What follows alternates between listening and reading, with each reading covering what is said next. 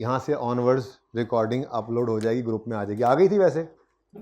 अच्छा जी, बस ये मैं 5 मिनट बात कर लूँ, ज़रा वर्किंग मैं थोड़ी सी सीधी करा दूँ ताकि आप इस सवाल को अटैम्प्ट कर सकें। इसके अलावा है एक्सचेंज वाली एडजस्टमेंट, वो भी मैं कल ऐसे ही यहाँ पे सॉल्व करवा दूंगा, तो फिर वो पूरा सवाल करने की मुझे ज़रूरत नहीं रह जाएगी। ठीक है जी। डेप्रीसिएशन जी, इंशाल्लाह, उम्मीद तो यही है।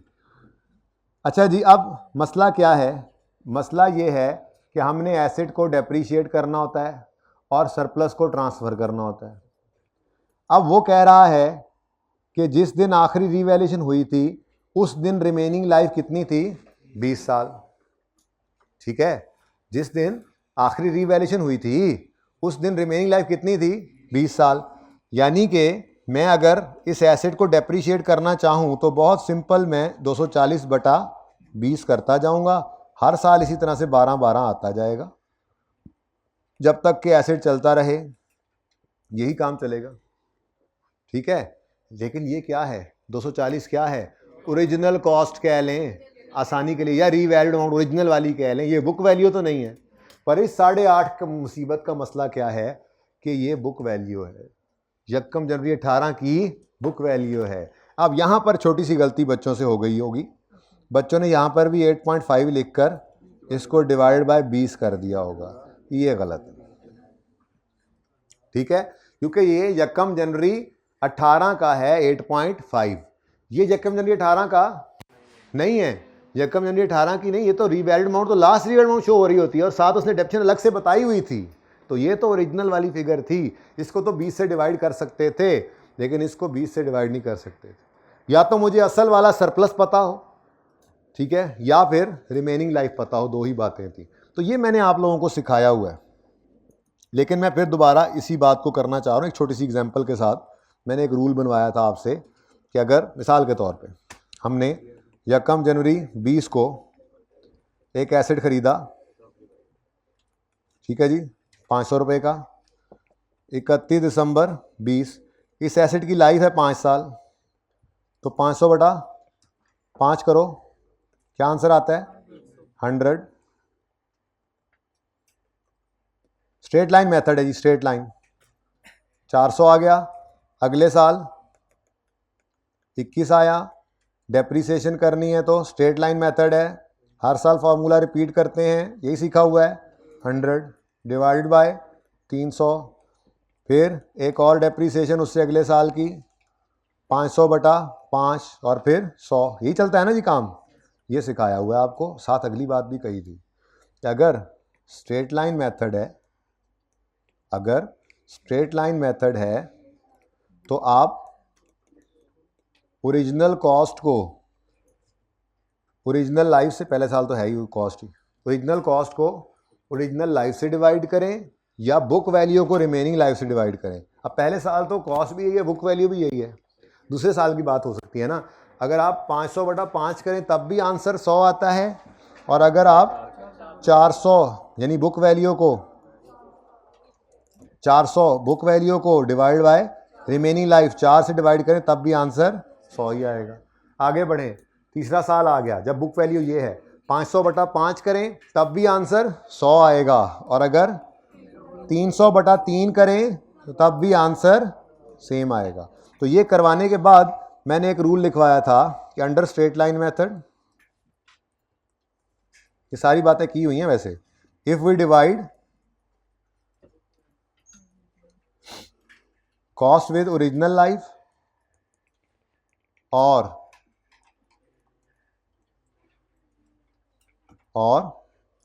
Book value with remaining life, answer would be same. जाहिर है रेजल वैल्यू नहीं है हमारे सवाल के अंदर जी, ठीक है। तो ये रूल हमने लिखा था, ठीक है जी। तो यही रूल आज हमने यूज़ करना था, क्योंकि हमारे पास ओरिजिनल नहीं मौजूद था सरप्लस जितना होना चाहिए कि हम उसको 20 से डिवाइड करते और काम चल जाता। अब चूँकि book value of surplus available है ना, एक तरह से बुक वैल्यू अवेलेबल है, तो मुझे रिमेनिंग लाइफ मिल जाए ना तो मसला ही हल हो जाए। और रिमेनिंग लाइफ मिली हुई है। कैसे?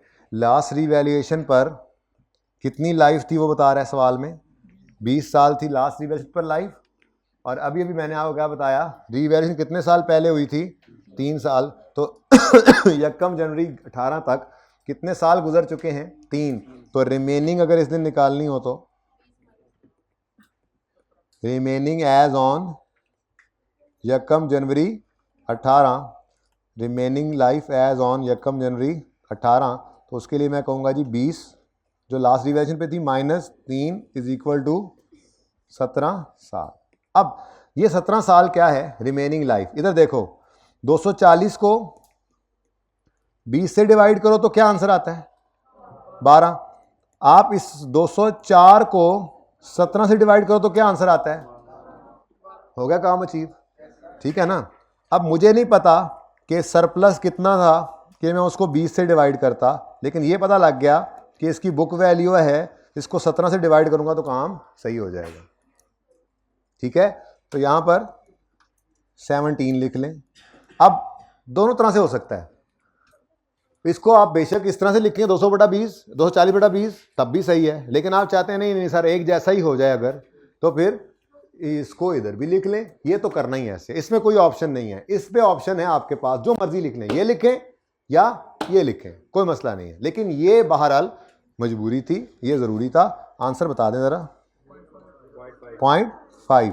इसका मतलब बताऊं, वैसे आपस की बात है, इसका मतलब बताऊं, इसका मतलब ये है 3 साल पहले ये 10 होगा, फिर 9.5 हुआ, फिर 9 हुआ, फिर 8.5 हुआ 3 साल गुजरने के बाद। तो इसका मतलब असल में क्या होना था इसने, यानी अगर आप यहाँ पे 10 लिखेंगे ना डिवाइड बाय 20, लेकिन ये मुझे पता नहीं था पहले, ठीक है ना जी। जैसे हमने पहले भी क्वेश्चन किए थे, हम परसेंटेज करके पहुंच जाते थे कोर्स पे, वैसे इसको पहले चलता उसको 10 पे ले जाए। बेटा बहरहाल ये काम तो करना ही पड़ना था, 3 साल निकालने थे, तो उसके बाद जैसे मर्जी कर लें। उसके बाद ना असल में जब पर्चा चल रहा होता है तो ये काम रनिंग में क्योंकि चीज़ें होती हैं, हाँ यार बुक वैल्यू है, रिमेनिंग लाइफ पे डिवाइड करो फटाफट चलो आगे, कौन ऐसे इतना सोचता है। जैसे मर्जी करो। 8.5 0.5 निकालना था बस आपने, वो सही होना चाहिए, ठीक है। अब बच्चों ये बुक वैल्यू किस दिन की है, 31 दिसंबर 18 की, कितनी है, और ये कितना बच गया, 8। अब इस दिन एसिड को क्या करना है हमने दोबारा, तो ये पॉइंट ही था बस, इसमें और कोई नहीं था पॉइंट। ये जो पॉइंट, अब ये जो एक छोटी सी गलती है, अगर ये सही ना हुआ होता, किसी ने 20 कर दिया तो फेल हो जाएगा, बाकी सारे नंबर मिलेंगे, सिर्फ यहाँ वाला नंबर कट गया बस, ठीक है। और बार बार जहाँ प्रेजेंट करोगे वहाँ नहीं कटता रहेगा फिर ये जी। 31 दिसंबर 18 पर एक लाइन खाली छोड़ी और रीवैल्यूड अमाउंट लिख ली, कितनी है, देखना सही बताया है ये, अच्छा ये तो है रिकवरेबल अमाउंट जी, 178। लॉस आ गया, ओ नो, कितना, ओ नो, कितना आया के, oh no, oh no, oh no, चुच चुच चुच चुच चुच, रीवैल्यूएशन लॉस। फिर रीवैल्यू, अच्छा अब अगर 178 से कम होती ना आपकी क्या वो रिकवरेबल अमाउंट यानी वैल्यू इन यूज, तो इंपेयरमेंट भी थी, लेकिन ऐसा हुआ नहीं, इसलिए मैंने इसके नीचे डबल अंडरलाइन कर दिया, ठीक है। अब फिर डेप्रिशिएट ना करने बैठ जाना, 18 की डेप्शन चार्ज हो चुकी है, ठीक है। इस वर्किंग को भी अब आपने कोशिश करके फिट कर लेना है, ठीक है। यानी कि यहाँ पर ये बिल्डिंग्स ओपनिंग में, ओपनिंग बैलेंस आना है कितना, यहाँ 200 लिख ही देते हैं, वैसे 1 मिनट लगना, 240, और इधर ओपनिंग, इधर देखें सारे। उसके बाद डेप्रिसिएशन इस साल की कितनी, 12, ये चार्ज होगी पहले, अब ये कितना हो गया, ये 48 अब ट्रांसफर होगा, और फिर 14 का लॉस आएगा, कोई एडिशन नहीं, कोई डिस्पोजल नहीं, 178 ही होना चाहिए वरना गलत हो जाए, और ये 0, हाँ मैं तो 0 ही हूँ ये जी। इधर देखें रीवैल्यूएशन मॉडल, स्ट्रेट लाइन, और जो आखिरी यूज हुआ है 17, ठीक है। इसी तरह से इक्विपमेंट के लिए भी करके आइएगा। इक्विपमेंट में कुछ भी नहीं है, सिंपल जो आपने एक्सचेंज की ट्रांजैक्शन सीखी थी ना वही है, बस उसमें डेप्रिसिएशन निकालते हुए on opening, on addition, on disposal ज़रा ध्यान से देखना पड़ेगा। तो वो एडजस्टमेंट मेरे ज़िम्मे रही, मैंने वर्किंग इसीलिए यहाँ पर की हैं। ठीक है, आप लोगों का ये सवाल हो गया, माजरत। अब ये 2 MCQs 3 जो हैं ये भी मैं कल डिस्कस कर दूंगा। आपने सारे MCQs IS 23 के करके आने हैं, वो भी मैं डिस्कस करूंगा। सवाल बताएं, किस में रिवर्सल?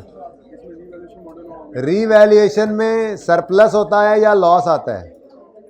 रिवर्सल तो इम्पेयरमेंट में होता है ठीक है, तो इस लॉस से बड़ा होगा बेटा। यहाँ इम्प्रूवमेंट पहले नहीं, आप ये इम्पेयरमेंट होगी तो लॉस होगा उसके रिवर्सल का। रीवैल्यू कर लिया, वैसे भी वैल्यू इन यूज दे रहा है। भाई का क्वेश्चन वैलिड था, कह रहे हैं कि अगर बढ़ रहा है तो बढ़ा लें, रिवर्सल ऑफ इम्पेयरमेंट है। भाई रिवर्सल होता है इम्पेयरमेंट लॉस का, इम्पेयरमेंट लॉस तो पहले कोई नहीं है कि रिवर्सल करें, होता तो कर लेते। ठीक है जी, अल्लाह हाफिज़।